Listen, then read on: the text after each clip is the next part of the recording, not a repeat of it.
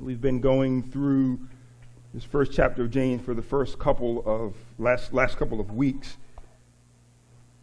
And James is dealing with people, it says in James chapter 1, who are displaced, people who are dispersed, people who are on the run because of the trial, the challenge that they're facing. Back in Acts chapter 8, verse 4, it talks about how Saul, at that time, we now know him by his Greek name of, indeed, Paul, how he was leading this hardship, this attack against the Christians, and it's causing them to scatter because of what they are facing. It's one thing to be holy on Sunday inside the church. It's a whole nother thing to have to go out into the world, have to go out and deal with the interactions of our loved ones, in our work situations, in our family situations, and all that we interact with in this world. It's a whole nother thing to have to go out and deal with this world. It's one thing to talk about it.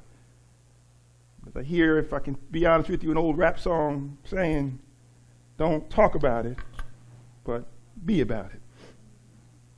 And the idea here that James is sharing is that these are Christians, these are believers who are on the run. They're under some trial. They're facing some tough stuff because what life has dealt them, and yet they're finding themselves that in their tough stuff, all that they've known, all that they've heard, all that they have experienced is not of any benefit to them because they're simply hearers of the word, but not doers of the word.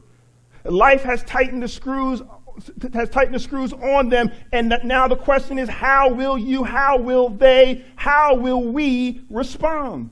When life comes in and life raises up a flood against us and stands against us and stares us in the eye, how will Christians, how will believers of Jesus Christ respond?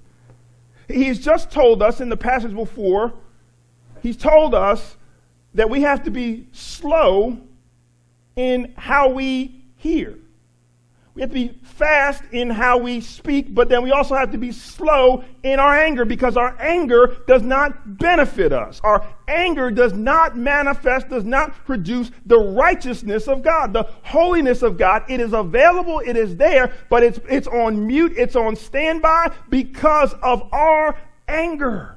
Our negative emotions that are rising up inside of us, our fear, our anxiety, and it is stopping the righteousness of God from being available to us. And so he says the way that you're going to get over these negative emotions that speak to us within the 6 inches of our own mind, not all the stuff we can deal with him or her or them or those, but it's the 6 inches within our own mind, our own brains that finds us in fear and anxiety and mulling things over and stewing over things. And these negative emotions are overcoming Christians. He says that's not going to produce what you know you need. What you stand in need of now, the righteousness, the movement of God, the fullness of God working on your behalf. And he says those negative emotions will never produce the righteousness of God. And then he